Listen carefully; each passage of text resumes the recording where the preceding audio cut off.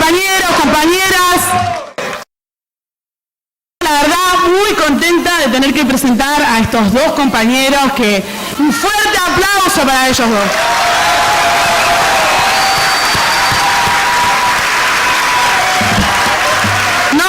No estamos en la sociedad rural, pero no tenemos nada que envidiarle. Estamos en la universidad pública, donde vienen los hijos y las hijas de nuestros compañeros y compañeras.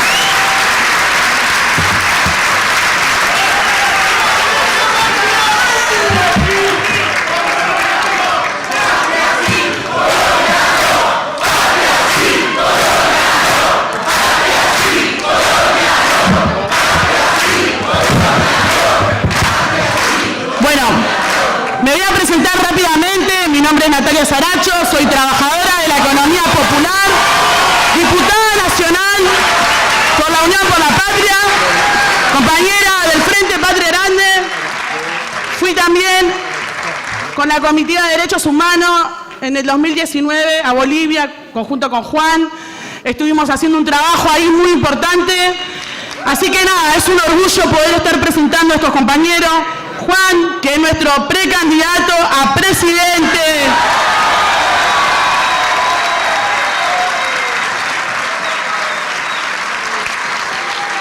Y bueno, el compañero Evo, que fue presidente.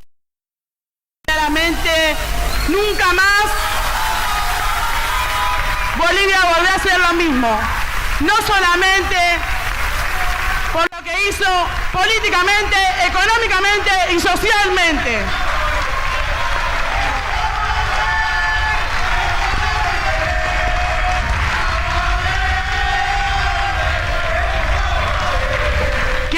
Voy a ser muy breve porque lo vinieron a escuchar a ellos dos, pero para nosotros es muy importante saber que tenemos la posibilidad de poder pelear una patria donde entremos todos, una patria justa, libre y soberana. Compañero y compañera, es muy importante este debate para poder pensar también qué futuro le vamos a dejar a nuestros hijos y a nuestras hijas. Así que, bueno, le vamos a dar la palabra. Creo que iban a haber compañeras que le iban a dar presente, que se la van a dar ahora, ¿no? No, al final. Ahora, bueno.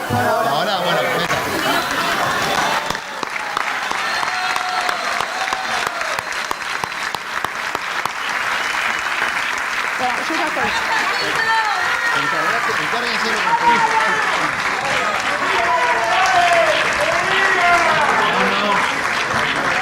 Mucha fuerza. Gracias, hermano.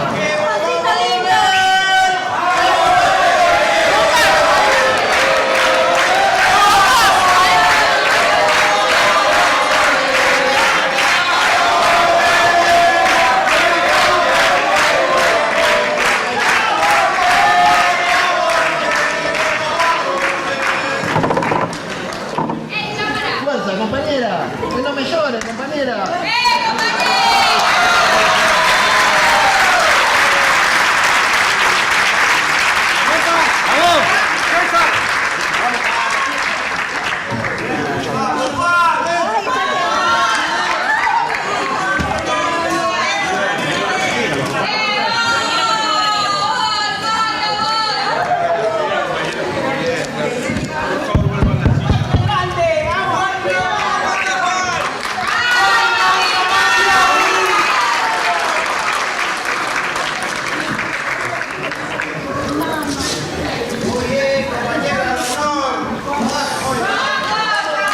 Bueno, compas,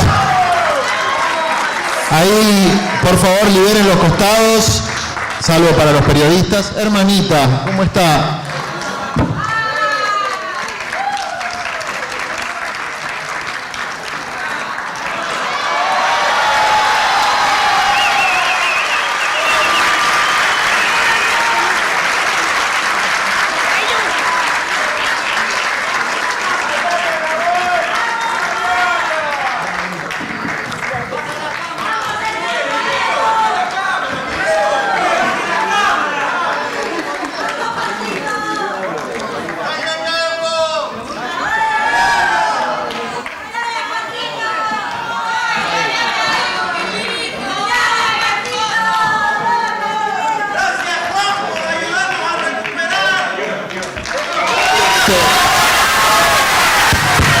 Hola.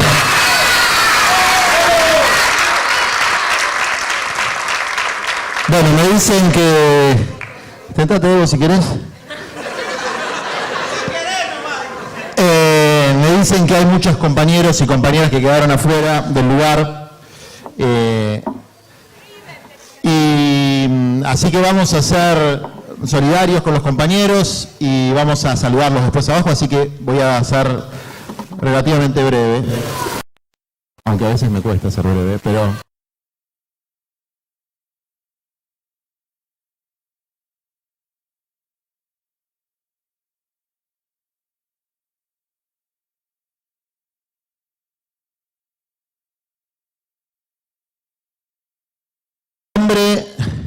que lideró el mayor proceso de transformación política, social, cultural y económica de nuestro siglo, que sin lugar a duda es Juan Evo Morales.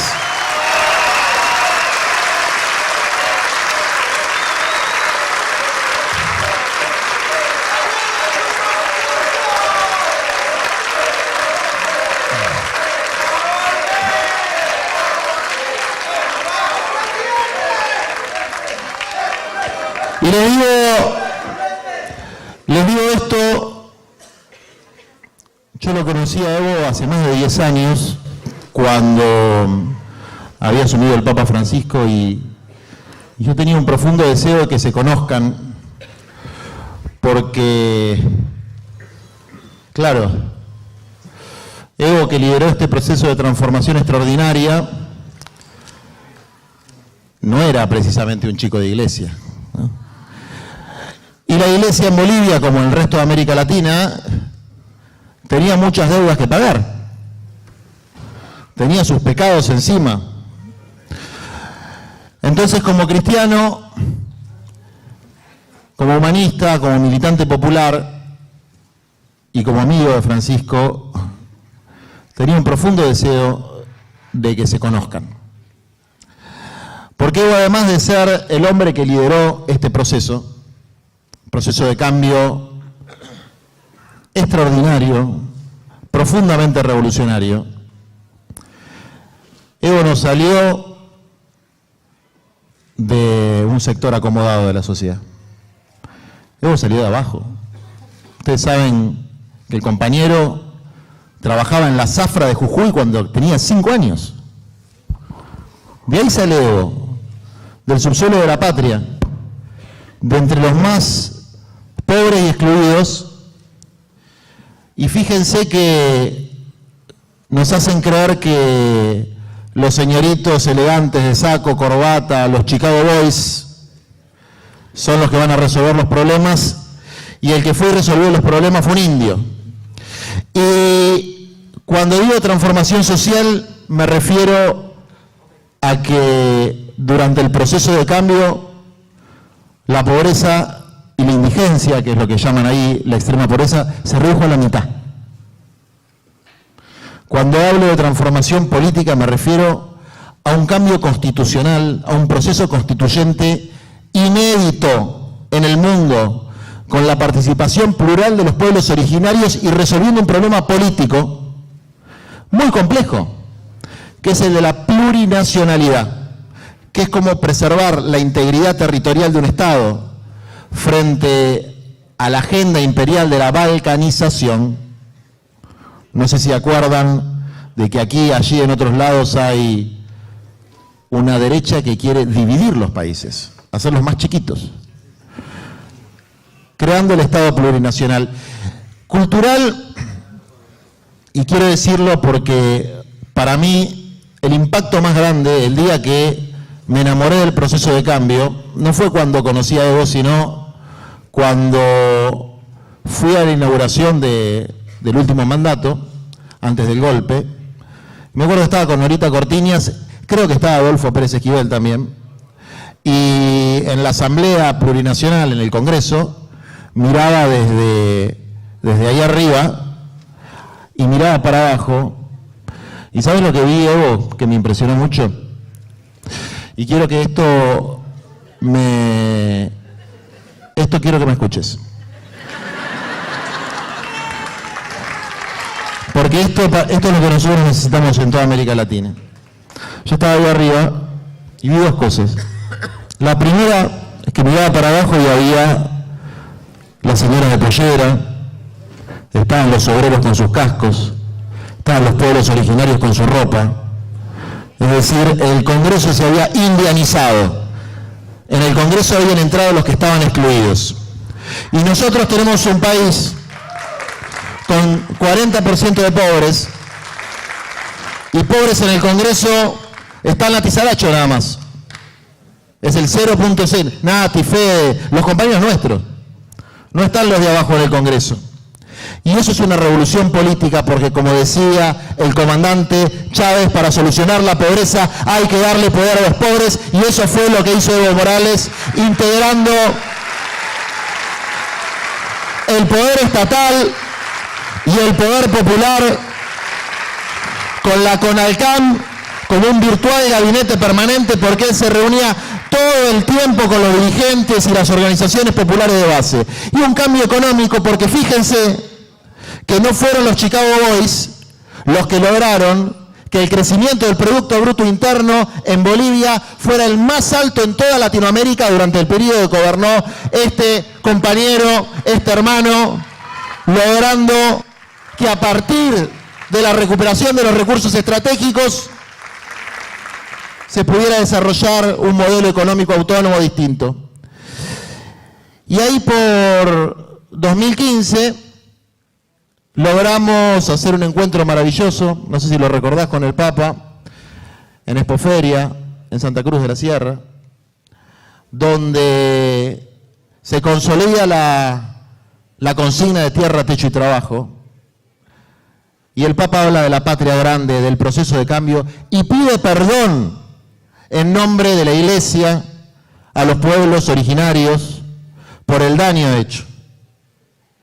Y también reconoce a todos aquellos hombres y mujeres de fe, como nuestra amiga Carmen Almendras, la ex vicecanciller de Evo, que lucharon, que resistieron junto a los pueblos originarios, muchas veces dando la vida. Y todo este proceso en 2019, justo casualmente, cuando gobernaba Macri, cuando a Lula lo habían metido preso, con los argumentos que siempre encuentran, sufre un golpe de Estado asesino, pero además un golpe de Estado coordinado hemisféricamente.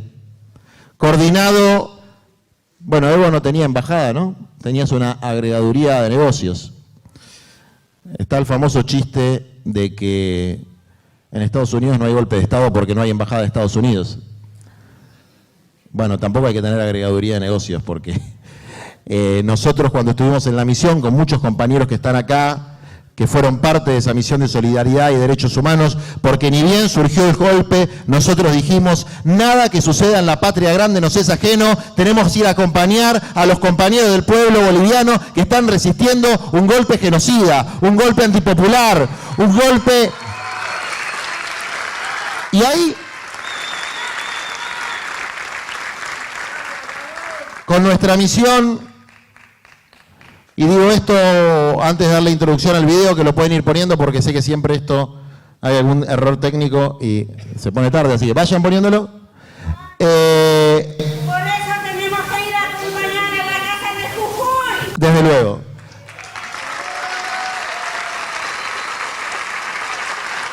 Y ahí lo van a ver en el video, porque Gerardo Morales, actual candidato a vicepresidente de Rodríguez Larreta y Juntos por el Cambio, en septiembre, recuerden que el golpe fue 2 meses después, más de 40 camiones del ejército argentino atravesaron la frontera a Bolivia con el supuesto argumento de que iban a llevar ayuda humanitaria. Pindonga, había ido Banca Trump, habían ido agentes del Departamento de Estado norteamericano, ahí lo que fueron a llevar son las armas que después se descubrió, después de derrotar el golpe, que reprimieron y asesinaron a nuestros hermanos. Hubo una complicidad que a mí me consta, porque en la embajada argentina, donde había patriotas, donde había gente que no obedecía las órdenes del imperio, me dieron la documentación que fue publicada oportunamente de cómo la agregaduría de negocios de Estados Unidos convoca una reunión en la Embajada de Argentina, Brasil y Chile, en ese momento gobernadas por la derecha, para plantear que había que darle gobernabilidad al futuro gobierno de golpe de Estado. Así que no me joroben que no existe más el imperialismo. El imperialismo sigue existiendo, sigue operando y opera también en nuestro país y tiene mucho que ver con lo que está pasando en este momento en la Argentina.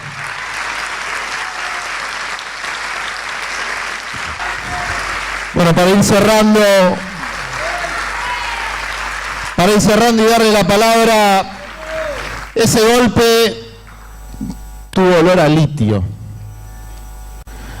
Ese golpe tuvo olor al ALCA, pero no al ALCA, aquel que derrotamos en 2005. Me acuerdo que Evo todavía no había asumido y estaba en la Argentina, estaba en Mar del Plata.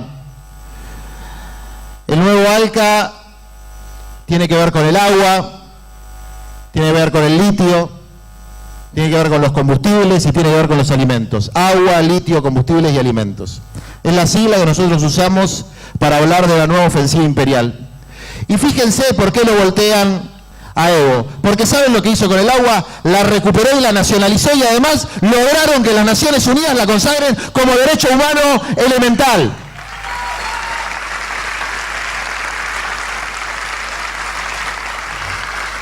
Eso lo hizo Evo Morales y el proceso de cambio boliviano, no lo hizo Greenpeace.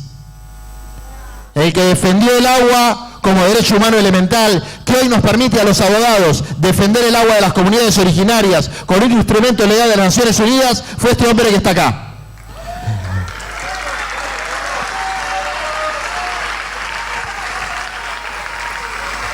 El litio, los minerales, las tierras raras. La escuchamos a esta señora del ejército norteamericano y escuchamos a varios dirigentes del Departamento de Estado, embajadores, hablando descaradamente de que ellos van a garantizar sus intereses estratégicos con nuestros recursos. Eso se llama saqueo. Y para los que le dicen por ahí a nuestra gente que nosotros somos pasados de moda, las venas de América Latina siguen abiertas si el pueblo, si los gobiernos no la defienden.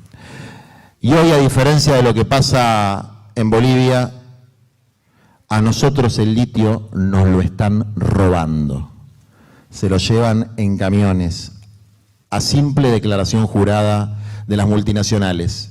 Los combustibles, ahí logramos algo parecido.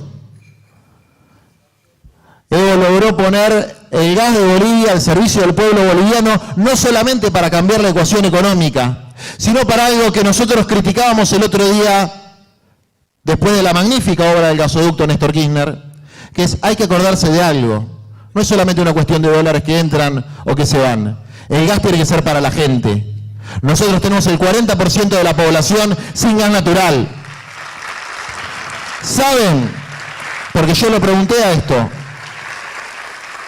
El piso de conexiones de gas natural en Bolivia cuando llegó Evo era bajísimo. Lo multiplicó por 100. Llegaron al 50% aproximadamente de conexiones de gas natural y no tenían nada. Y nosotros en la Argentina, que tenemos vaca muerta, no le podemos dar gas natural a nuestra gente. Bueno, hay algo que está funcionando evidentemente mal. Y los alimentos, los combustibles y los alimentos. La Empresa Nacional de Alimentos, el Sistema de Abastecimiento de Alimentos de Bolivia, la riqueza en términos biológicos de Bolivia y de América Latina toda.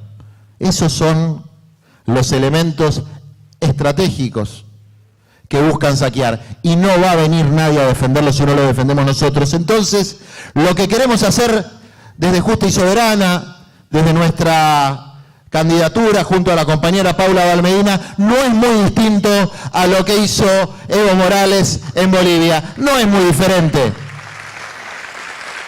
Es el control estratégico de los recursos naturales, es la política de tierra, techo y trabajo, que dialogamos con el Papa, que básicamente es una reforma agraria, una reforma urbana y una pluralidad en el sistema laboral para que estén los cooperativistas, esté el sector privado y esté el sector público con derechos laborales razonables. Y como decía un gran patriota nuestro que era Belgrano, cuando la patria grande esté unida, teníamos que tener un líder inca, decía. Bueno, algún día es un sueño, es el sueño de San Martín, de Bolívar, de Juan Azurduy, de las Bartolinas. Entonces, ¿para qué estamos acá? ¿Para qué estamos volviendo a encontrarnos? Para poner de pie la patria grande con los que nos antecedieron en la lucha y con las generaciones futuras, porque les digo algo más.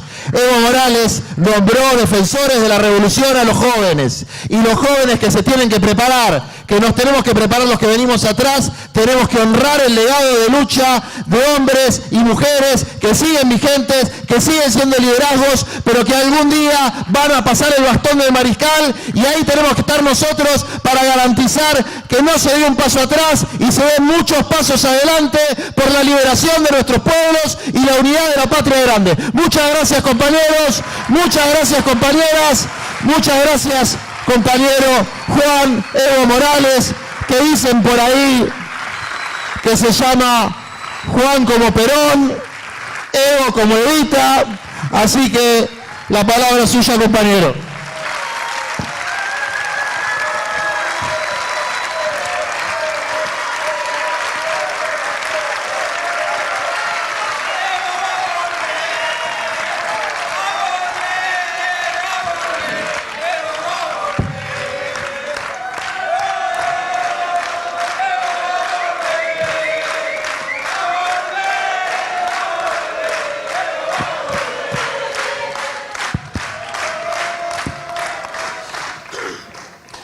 Bueno, muchas gracias, hermanas y hermanos de Argentina.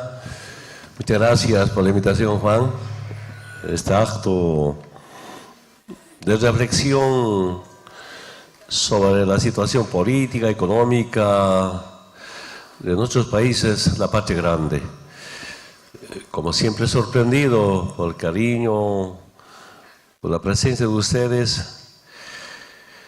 Y escuchando la intervención del hermano Juan, un poco quería comentar nuestro proceso, nuestra revolución democrática cultural.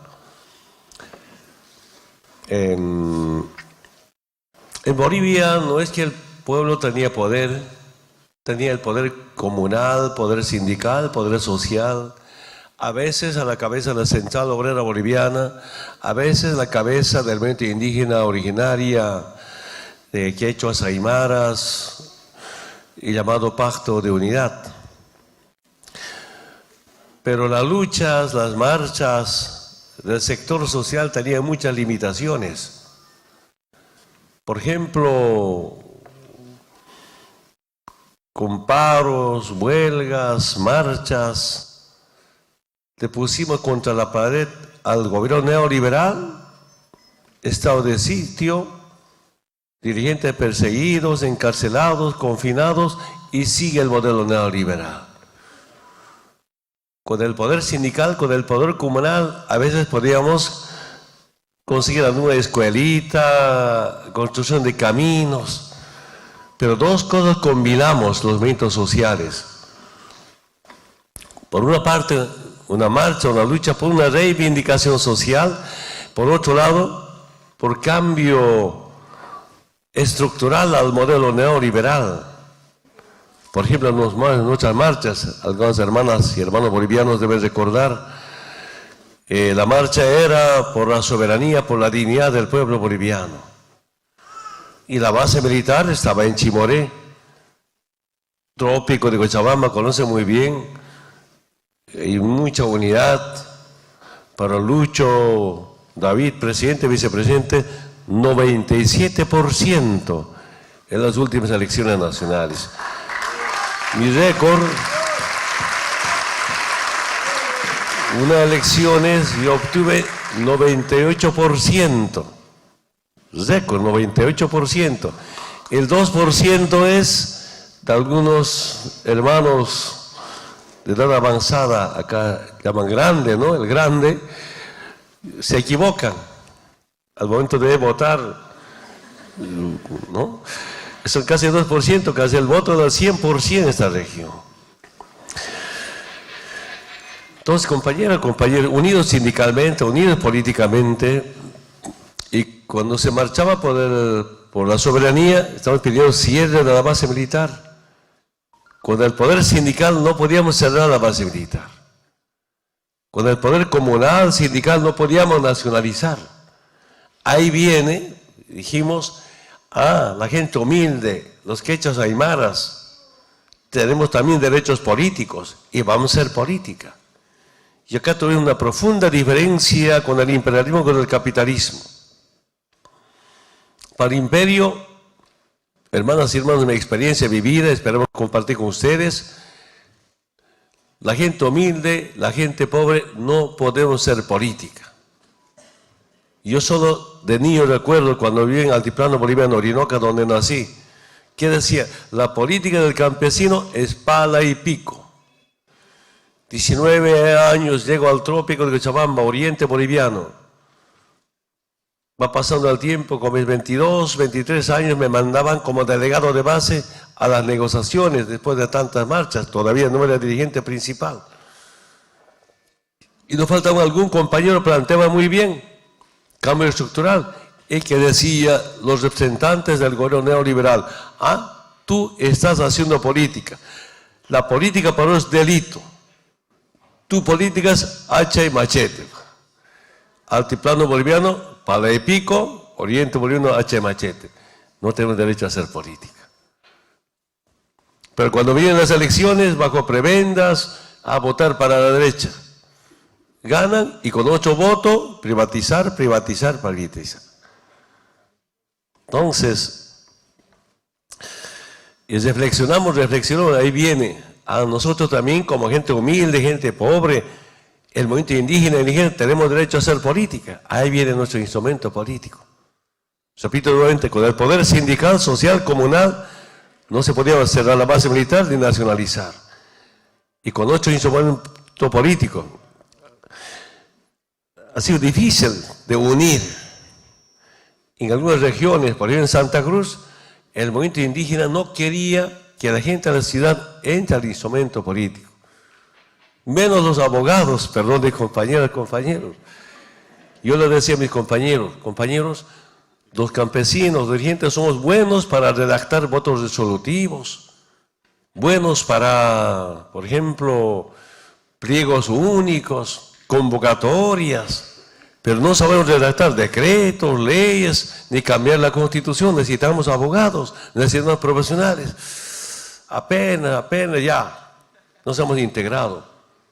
Este movimiento político del campo a la ciudad. Pero no con bala ni con armas, sino con voto y con la conciencia del pueblo boliviano. Es el MAS y PCP. Vamos avanzando.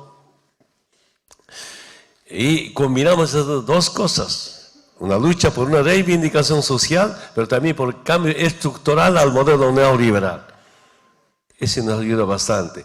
Claro, ya llegando al gobierno, con poder electoral, con poder político, cerramos la base militar y empezamos a nacionalizar los recursos naturales y los servicios básicos, ¿no? Eso hizo cambiar nuestra querida Bolivia. Entonces, compañeros, lo más difícil es unir, en mi experiencia. No solamente hay que saber protestar, rechazar y proponer. Y no solamente para un sector ni para una región, sino para toda Bolivia. Ese nos ayudó, ¿no?, cómo construir este movimiento político.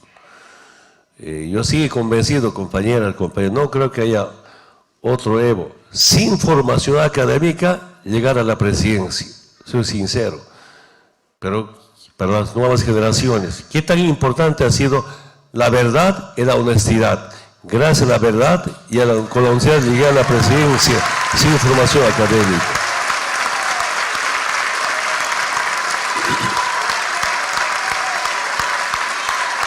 Entonces, hermanas y hermanos, algunos datos importantes. En 1985, las hermanas bolivianas deben recordar el decreto supremo 21060.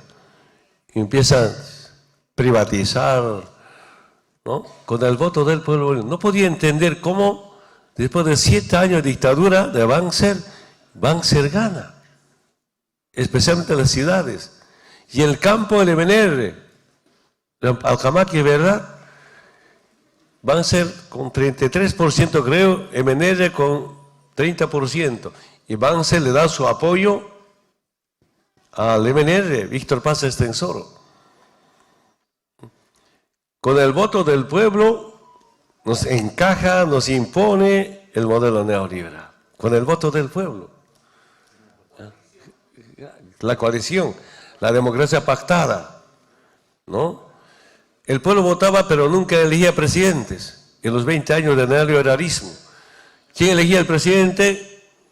Los pactos, democracia pactada en el Congreso Nacional, porque no había un ganador con más del 50%. Entonces ahí empiezan las privatizaciones. Otra vez confinamientos, estado de sitio. Y vamos armando nuestro modelo. Nuestro programa, el 2005, se basaba en 3 temas. En lo político, la refundación. En lo económico, la nacionalización. Y en lo social, la redistribución de la riqueza. Lo difícil ha sido la refundación, la Asamblea Constituyente. 3 años de debate, 3 años de dura lucha. Intentaron cerrar la Asamblea Constituyente, expulsaron a los constituyentes de Sucre, terminamos en Oruro, pero garantizamos, ¿no?, la refundación, dejar ese Estado colonial, esa República colonial y tener con el primer Estado plurinacional en Sudamérica o en toda América. ¿Sabes eso? Y ahora, hermanas y hermanos,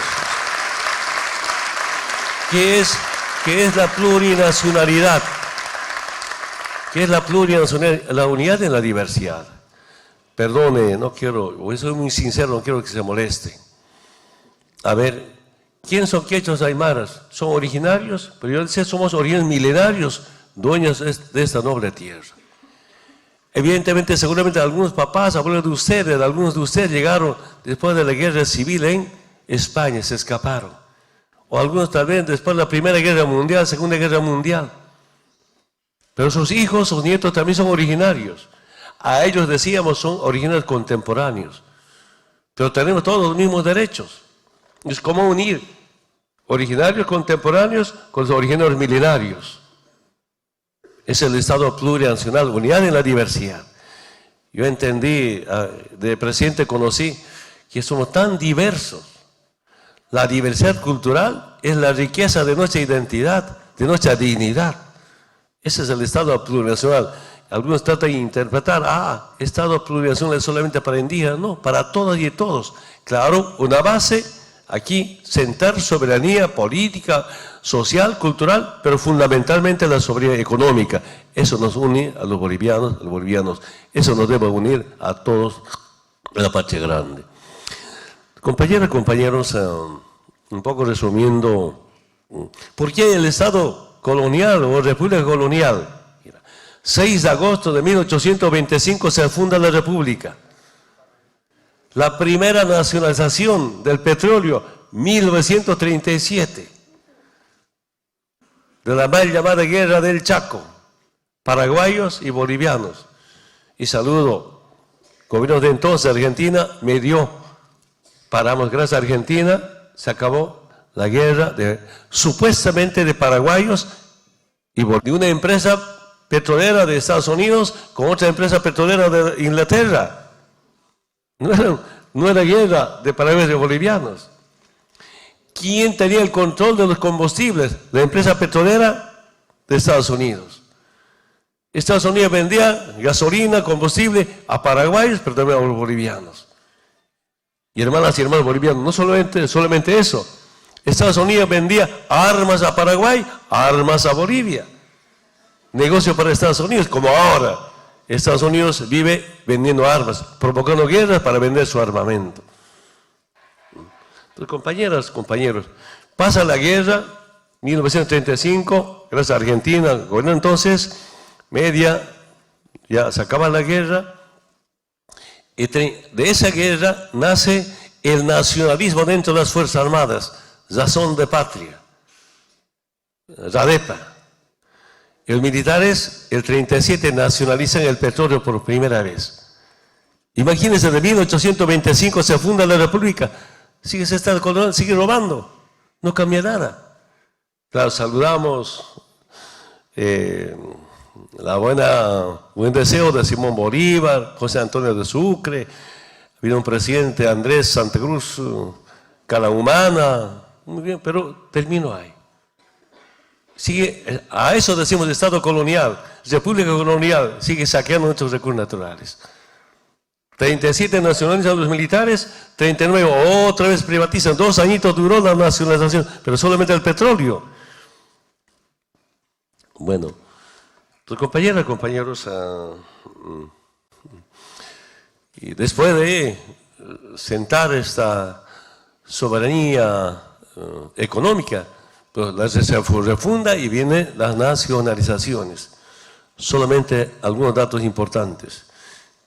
85 al 2005, 20 años de neoliberalismo. Casi en 20 años de neoliberalismo, ¿cuánto era la renta petrolera? 3.000 millones de dólares. Nacionalizamos el 1 de mayo del 2006. De verdad, a mí no me tembló la mano para firmar el decreto supremo de nacionalización de los hidrocarburos. Y a partir de ese momento, 13 años, la renta petrolera, 38.000 millones de dólares. Imagínense, compañeras, compañeros, cuánto nos robaron, cuánto nos saquearon. El saqueo es el que se le hace a las comunidades. Ahora están hablando de juicio, de soberanía energética. En serio, cuando hay comunidades que están siendo reprimidas. Muchas gracias. ¿Saben, compañeras, compañeros? Tenemos que visibilizar lo que está pasando en Jujuy, lo que está pasando en todo. Vamos a repudiar la violencia y la represión en Jujuy. Ya, muchas gracias, hermanas y hermanos. Pero era saqueo permanente. ¿Qué decían en los contratos? En los contratos decían textualmente, el titular adquiere el derecho de propiedad en boca de pozo. Yo he sido invitado por la Central Obrera Boliviana, por la Confederación Sindical Única de Trabajadores Campesinos de Bolivia a las negociaciones. Se planteaba nacionalización. ¿Qué nos decían los gobiernos? Cuando está bajo tierra, es los bolivianos. Sale a tierra y a los bolivianos. ¿Quién era el titular? La transnacional petrolera. Como textualmente dice, ¿no? El titular adquiere el derecho de propiedad en boca de pozo. Sale a la tierra y eran extranjeros. El Estado no controlaba nada. ¿Cuánto se producía diariamente, mensualmente? Nada. Ya no los bolivianos. Además de eso, de los ingresos generales, del 100%, 82% para extranjeros, 18% para los bolivianos. Saqueo total. Si ese era ese modelo, imagínense el robo, y en corto tiempo demostramos, ¿no? Cómo hemos empezado a sentar soberanía económica. Ese hecho nos ayuda bastante para cambiar la situación económica. Soy sincero, tampoco yo calculaba que rápidamente iba a cambiar la situación económica. Ni a Álvaro, vicepresidente. Nos reunimos, revisamos datos económicos. 1 de mayo del 2006 nacionalizamos.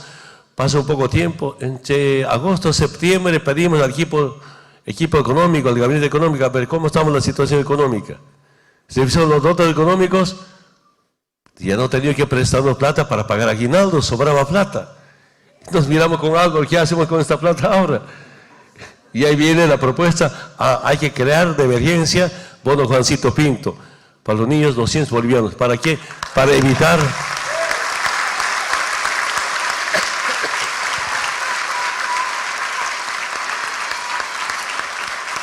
¿Para qué? Para evitar la deserción escolar. Evitar la deserción escolar para que no haya nuevos analfabetos, nuevas analfabetas. Esa es la meta. Entonces ya, ¿no? Papá, mamá tienen que hacer esfuerzo que su niño termine la escuela. Empezamos de primaria, después llegamos hasta el nivel secundario. Pero interesante había sido, compañero Juan, a mí me ha sorprendido. La mamá soltera, a veces la mamá, ya, con esposo, la extrema pobreza.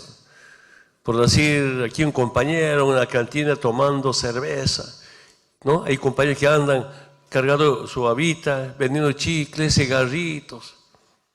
Esa mamá había tenido 3 hijos en la escuela. Y uno cargado, 4. De 3 niños recibía como $100. Y con esos $100, 600 bolivianos, ya había ampliado su mercadito. Ya no está vendiendo cigarritos, chiclecitos, pastellitas o los farrosos, sino ya amplió su mercado, su venta. A mí me ha sorprendido eso, no calculamos igual. Y ese mueve la economía, está inyectando otra plata. No solamente el niño, o papá, mamá gana, sino también los comerciantes ganan. ¿Cómo mueve la economía? Eso puede meter muchos programas sociales. A nosotros nos ayudó esta política de la nacionalización que viene en los movimientos sociales, debatíamos, repito nuevamente, marchábamos. Marchar, por una parte, por una reivindicación social, pero también por cambio estructural. Con el por sindical no se puede cambiar. Ahí viene nuestro instrumento político. Como todos los países podemos tener dificultades, diferencias, es normal, pero sí lo más importante es esta política que viene del pueblo. Ahora, hermanas y hermanos, evidentemente está en la mira del imperio temalítio. Yo decía en algún momento, mi lectura política, el golpe no solamente ha sido del gringo al indio, el golpe ha sido primero a nuestro modelo económico. No acepta el imperialismo, el capitalismo, que haya otro modelo económico mejor que el modelo económico implementado por neoliberalismo. Con la nacionalización hemos empezado a cambiar la situación económica del país, con superávit, con crecimiento económico. Me acuerdo siempre una vez, perdón compañeros, perdón los compañeros macristas, perdón que voy a ser muy sincero, ¿sabe? Como siempre había encuentros, ¿no?, de jefe de Estado, acompañar posesión de algún presidente o reuniones, las cumbres. Y el presidente Macri, nos vemos, en vez de decir, hola Evo, buenas tardes, buenos días, no, Evo, este año ¿cuánto va a ser tu crecimiento económico? Está previsto casi 5%, presidente. ¿Qué hay que hacer para eso? Nacionalizar los recursos naturales. Cuando dije eso ya no me habló. Ya me saludó.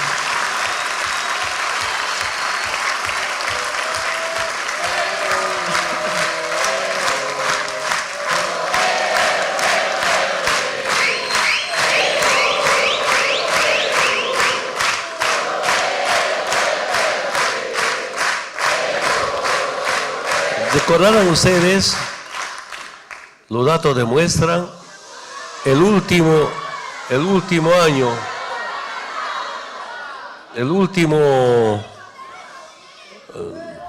me acuerdo perfectamente, compañeros, antes de nuestra revolución democrática cultural, Bolivia era el último país de Sudamérica, el penúltimo país de toda América. De los 3 años cumplidos, 6 años Bolivia primero en crecimiento económico en Sudamérica hasta de América Latina. Eso a mí me ha sorprendido. Otra vez no calculamos los resultados económicos con Álvaro, con el equipo económico. Y ahí, a veces es tan importante como escuchar al pueblo, porque la nacionalización, no solamente de los recursos naturales, también de la luz, telecomunicación era de los italianos, salía largo comentarles. Ese nos ayudó para cambiar nuestra calidad de Bolivia. Ese es del pueblo a pueblo. Ese no viene del Fondo Monetario Internacional, tampoco viene del Banco Mundial. Esa es nuestra profunda diferencia. Y para asentar soberanía, pues como, mira, les contaría, en el Banco Central de Bolivia el fondo tenía su oficina. Y no podía entender, pasó un mes creo, en Palacio Quemado, la oficina de la CIA, de un ex general de policía. Después de un mes nos dimos cuenta con Juan Ramón Quintana, ministro de la Presidencia, un poco revisando a ver qué hay en Palacio, encontramos una oficina, ¿de qué? Una oficina de la CIA. Fuera CIA del Palacio, fuera fondo del Banco Central de Bolivia. Y además de eso, compañeras, compañeros,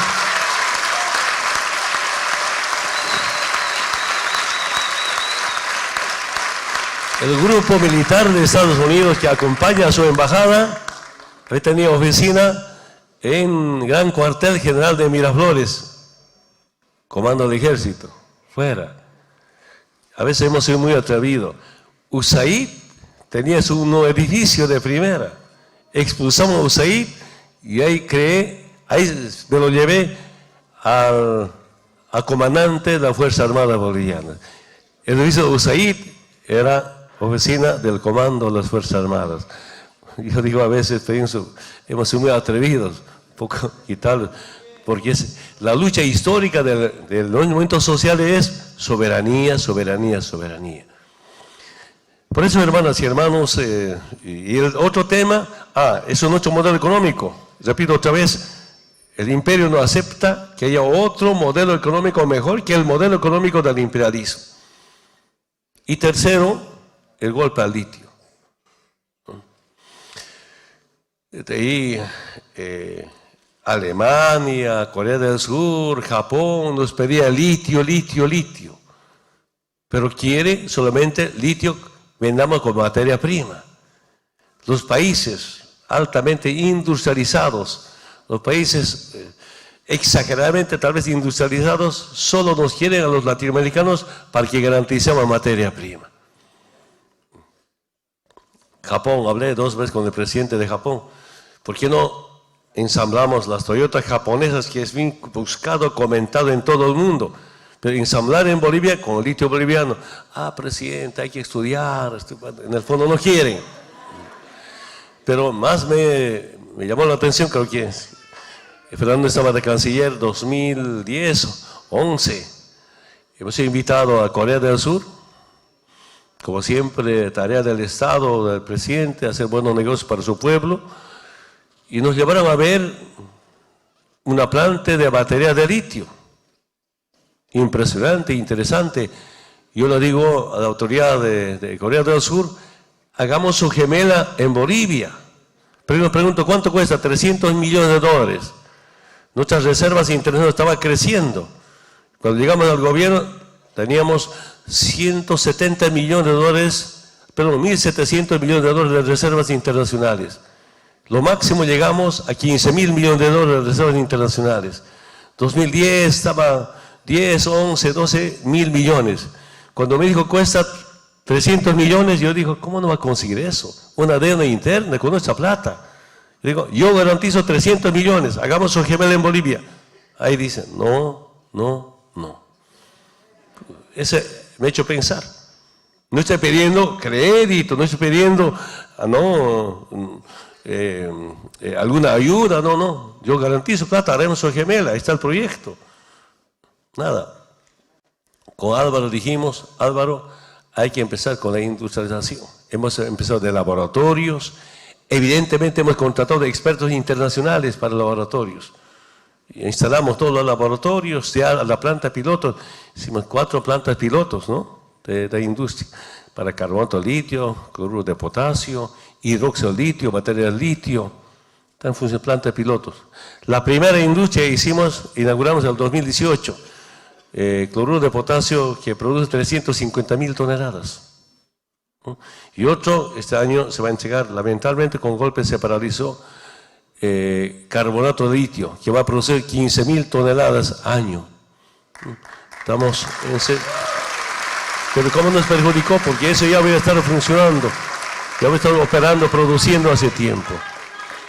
Entonces, compañeras, compañeros, yo no entiendo cómo Estados Unidos está ahora, declara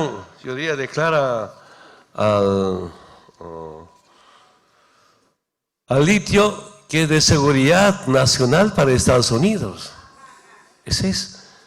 Mira, yo tengo algunos recortes para el julio del año pasado. Las preocupaciones del Comando Sur entran en la órbita del litio.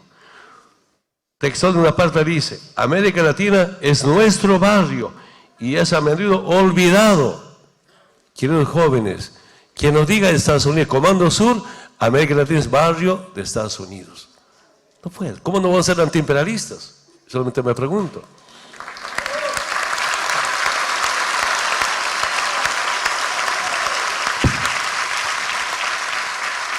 Y eso es lo más grave para mí. 18 de noviembre de 2022, año pasado, Trump a los conservadores reunidos en México, debemos detener la expansión del socialismo. Ya ganamos con Petro, ganamos con Lula, vuelve Lula.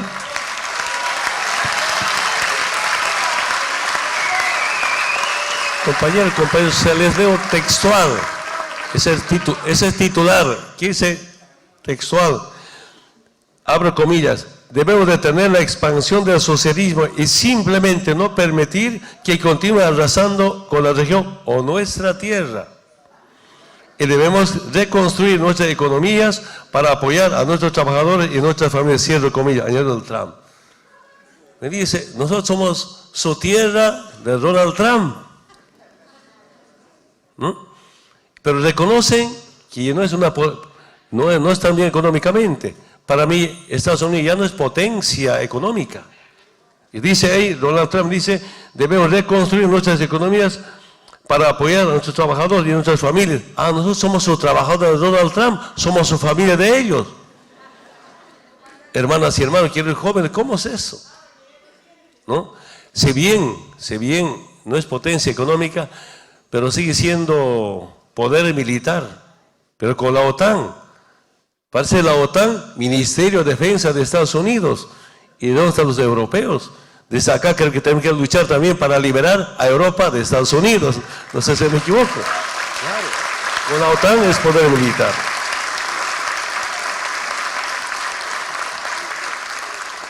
Este año, 4 de febrero, un poco resumido textual, la general Laura Richardson dice, 2 puntos, abre comillas, los recursos naturales están disponibles para nuestras necesidades, cierro comillas.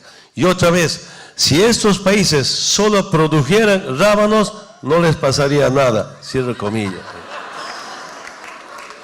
Seguramente, algunos compañeros están informados, solo estoy informando lo que salió en la prensa, no estoy inventando. En Bolivia, por decir, los del altiplano que se quedan con chuño. En el valle con su maíz. Y en trópico nos quedemos con nuestra yuca. Grave. Está en la mira. Y hermanas y hermanos, lo que hace un momento decía, el triángulo. Estados Unidos se queja por la actividad maligna de sus adversarios en el triángulo litio, compuesto por Bolivia, Chile y Argentina. Entonces, que nuestra tarea es como sentar soberanía económica. Estaba viendo un letrerito por ahí, soberanía económica para Argentina. Esa lucha histórica desde la fundación de las repúblicas, desde tiempos de colonia.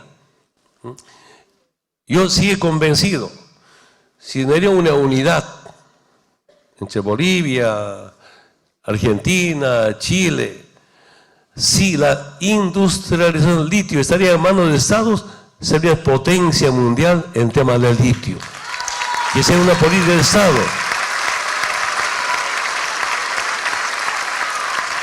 Algunos presidentes, algunos intelectuales ya lanzaron, por ejemplo, como una OPEP en temas de litio.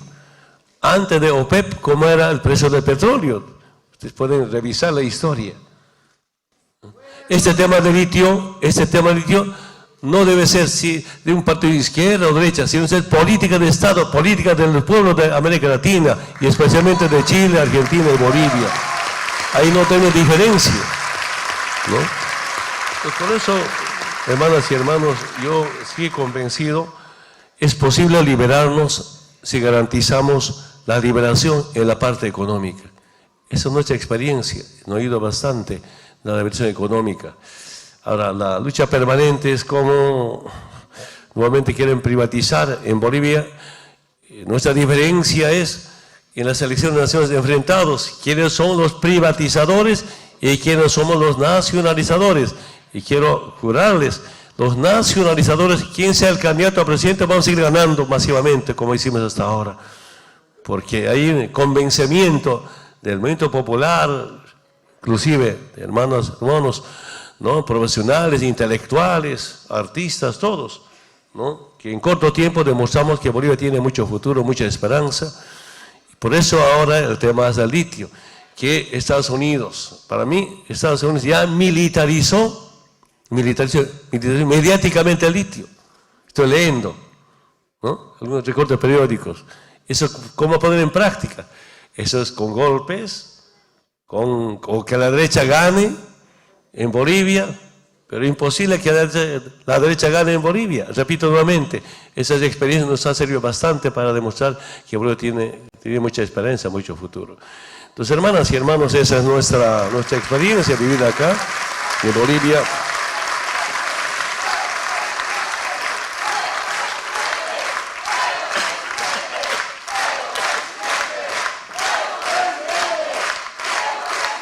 Hermanas y hermanos, de verdad, ¿no? Qué bueno sería cómo asumir esa posición ideológica de antiimperialista. Especialmente yo digo los trabajadores. En Bolivia el movimiento indígena, por herencia, por historia, somos anticolonialistas, por tanto antiimperialistas. Eso no puede estar en debate, ¿no? Porque no solamente hablamos por hablar, sino hicimos y demostramos, ¿no? Nuestra revolución, repito nuevamente, es con voto y con conciencia, no es con bala ni con armas, ¿no? Esa es la otra diferencia. Entiendo perfectamente otras formas de lucha, pero allá no. Entonces, hermanas y hermanos,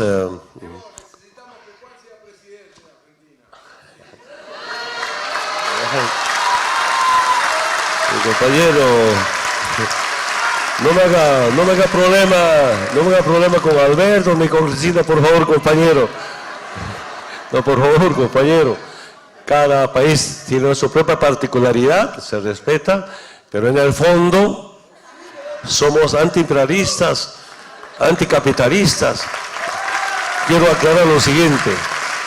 En Bolivia, la propiedad privada está garantizada por Constitución. Para decir anticapitalista no es estar contra la propiedad privada. ¿Por qué somos anticapitalistas? ¿Cómo es posible desde el exterior que nos venga a vender teléfono? ¿Cómo es posible desde el exterior nos vendan luz? ¿Cómo es posible desde el exterior saquear nuestros recursos naturales? Entonces digo, basta, ¿no? Entel, energía, agua, son de los bolivianos. Es un servicios básicos, que es un derecho humano y no puede ser negocio privado. Esa es nuestra experiencia. Eso nos ha ayudado bastante para tener la imagen que tiene. Mira, compañeras y compañeros, cuando llegamos al gobierno, 100% de GLP se importaba. Era exportador de gas natural. Y no podía entender cómo vamos a importar GLP. Primero instalamos una planta separadora de líquidos del Río Grande para el mercado interno. Segundo, otra planta en Yacuiba, vecino de Argentina. Te exportamos ya a Paraguay. Y eso nos ayudó para seguir mejorando nuestra economía. Compañeras, compañeros, entiendo perfectamente, somos dos países hermanos, vecinos, ¿no? De por vida, y obligado a compartir la experiencia de lucha, de reivindicación de ustedes, de Bolivia, para atender siempre a la gente humilde. ¿Sabe a qué conclusión estoy llegando? Mi experiencia. para la gente que tiene mucha plata, ¿para qué necesita hacer política? Nada. La política debe ser para la gente humilde, para la gente pobre, para que siente igualdad. A esa conclusión llego. No sé si estoy equivocado, de verdad, ¿no? Que apoyen, que hayan políticas sociales. Esa es una de las, ¿no?, una de las tareas que tenemos. Pero por ahora, a ver, ¿cómo combatir esa doctrina de hace 200 años, doctrina Monroe, América para los americanos? Creo que la primera versión, espero no equivocarme, aquí debe haber muchos estudiosos, politólogos, historiadores. Para mí la primera versión es el Plan Cóndor, porque en la década de 60, los movimientos sociales en América Latina se ideologizan para enfrentar al imperialismo. Ahí viene, ¿no?, independencia sindical, pluralismo ideológico, ser apolíticos. ¿No? Después de que ya pasó el Plan Cóndor, golpe militar, hemos vivido en toda Sudamérica especialmente. Y ahora ya es la guerra híbrida, ¿no? Golpe judicial, golpe congresal. Se está implementándose a Lula, hace un momento hablaba de Lula, le metieron a la cárcel ilegalmente acusando de corrupción. Yo leí algunos pasajes de su demanda. ¿Qué decía el juez encargado? Que decía: no tengo pruebas contra Lula, pero convicciones. Por convicción metieron a la cárcel. Sale de la cárcel, ahora Lula es presidente. Eso es lo que estamos viviendo. Entonces, en Bolivia, la última versión para implementar, ¿no?, a esa doctrina Monroe, ¿no?, guerra fría, guerra contra terrorismo, ahora es una guerra híbrida. En Bolivia, por lo menos, 5 cosas están en la mira, hermanos bolivianos. Primero, litio. No quiere que como Estado industrialicemos litio. Segundo, hidrocarburos, hierro, minerales. Tercero, no aceptan que haya triángulo oceánico. Perú, Bolivia, Brasil. Y cuarto está en la lista, o quinto está en la lista, tema de agua. Yo pensé que era privatizar agua potable, no. Las transnacionales quieren adueñarse de agua dulce en toda la Amazonía de Sudamérica. Grave, ese va a ser nuestro desafío. ¿Y cómo vamos a enfrentar eso? Con unidad. Integrarnos, unirnos para enfrentar esta política. Lamentablemente yo diría, nuestro delito de los bolivianos es tener recursos naturales. Si no tuviéramos recursos naturales, no hubiera base militar, no hubiera nada. Y en Bolivia sigue apareciendo a flor de tierra los recursos naturales, ¿no? Hierro, petróleo, chorreando, alguna reserva forestal. A mí me sorprende, el litio ahora está en la mira. Entonces, hermanas y hermanos, estamos superando nuestros problemas internos. Esos problemas internos no es primera vez, siempre ha habido problemas, pero tener la capacidad de superar y estar unidos para que la derecha no vuelva en toda la parte grande, en Bolivia, en todas partes, para garantizar la liberación de nuestros pueblos. Muchas gracias, hermanos y hermanas.